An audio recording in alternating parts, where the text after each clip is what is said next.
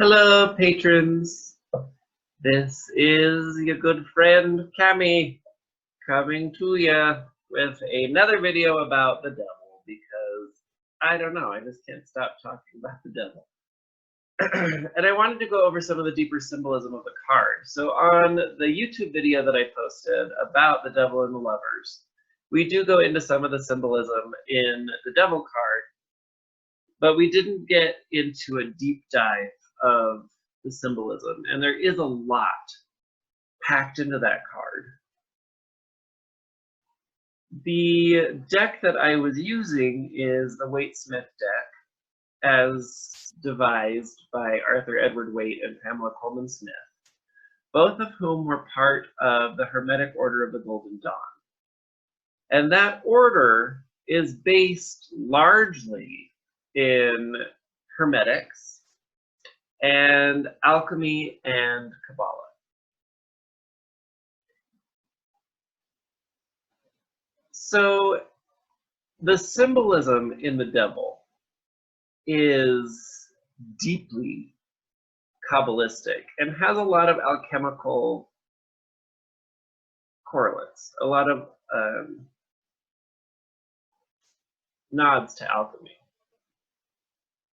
Because when you get really deep into the symbolism of the devil is basically an alchemical process with Kabbalistic attributes that tell us something about the state of consciousness one requires to move across the abyss. And the abyss in Kabbalah is basically the gulf between the mind, the highest mind of man, and the mind of God.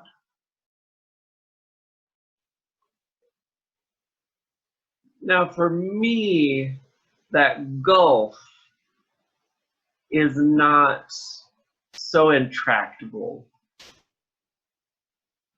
because the mind of God is the mind of man, and God in parentheses, okay?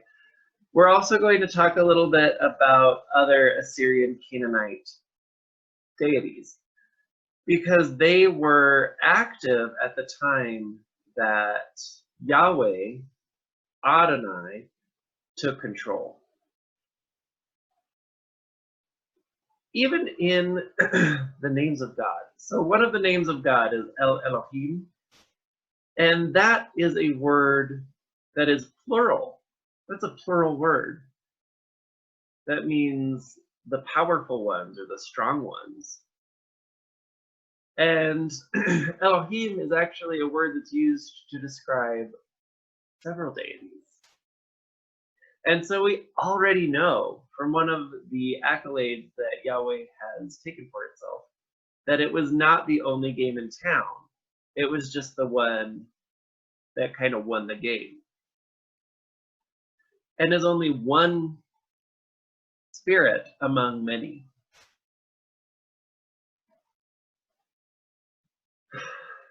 So, boo, is what I say to that.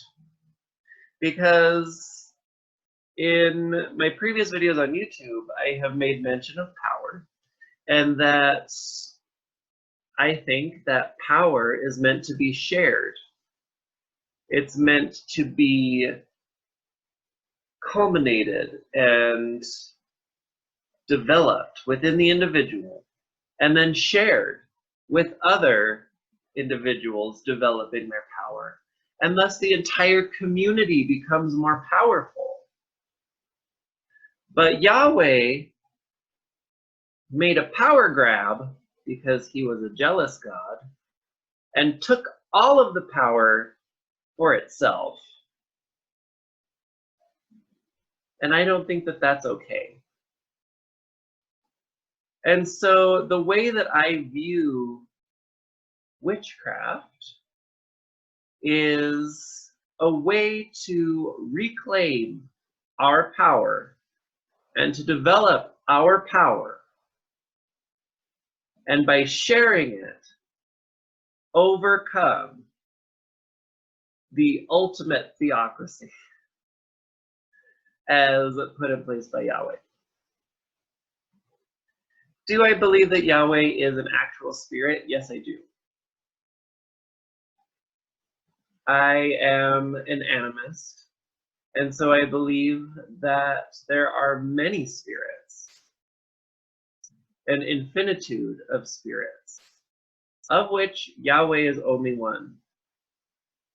Do I believe that Yahweh is the ultimate creator of all things? No. Do I believe that there is an ultimate creator of all things? No. So in the following talk, we're going to be discussing this Kabbalistic idea, and Kabbalism does deal with God. If I use the word God, I am really referring to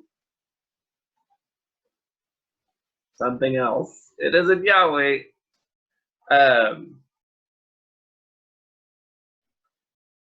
So going forward and talking about the devil, for me, the devil is the initiating force. And it's not a singular entity. It is the divine androgyne. And the androgyne as created between two particular deities, two particular energies, called Pan and Aradia. So Pan is the god of wildness, of wild places. He's a shepherd god, a god of music, and so much else. But he is basically the idea of the horned one, this nature god who is the representation of the divine animal. And Aradia is a goddess of rebellion. Basically, the first earthly witch, according to the Gospel of Aradia. So Aradia is kind of like a Christ for the witches. And the Gospel of Aradia, already the name, the Gospel of Aradia, or the Gospel of the Witches, is pretty biblical. And so we know that the spirit didn't necessarily exist as Aradia before the publication of Aradia, the Gospel of the Witches, by Charles Leland in the early 1900s. But Aradia has become this force that drives you toward your power. And in the Gospel of the Witches and Aradia, she basically says, I am here to teach you to be free from your oppressors. I will teach you the tenets of witchcraft. I will teach you this power that was given to me by my parents, Diana and Lucifer. And I will teach you to use this power to free yourself from those who have taken too much power for themselves. That's what Aradia's whole mission is. And together, as the divine androgyne with Pan, form the devil, who is also called the Man in Black.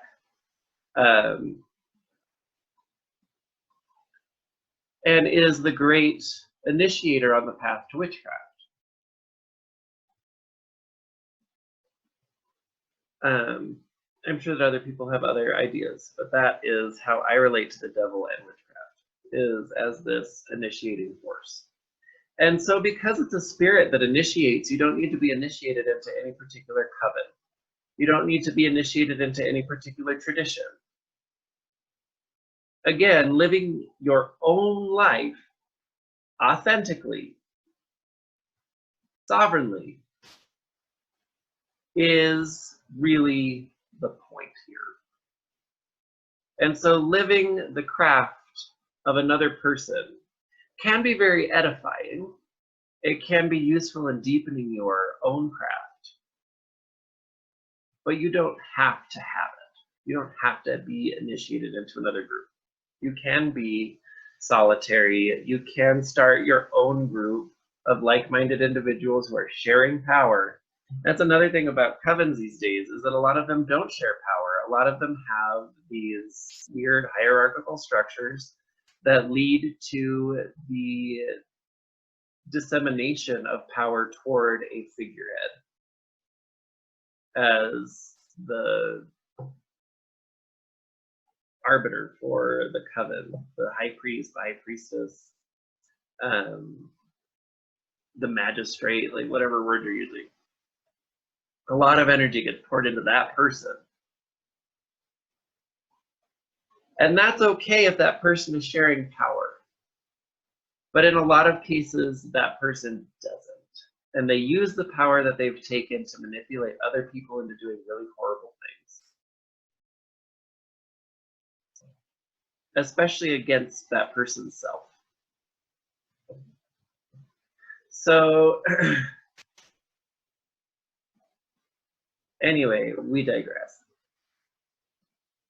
So I think it's important to know what I think of the devil and also Yahweh before continuing with this discussion about the inner symbolism of the devil.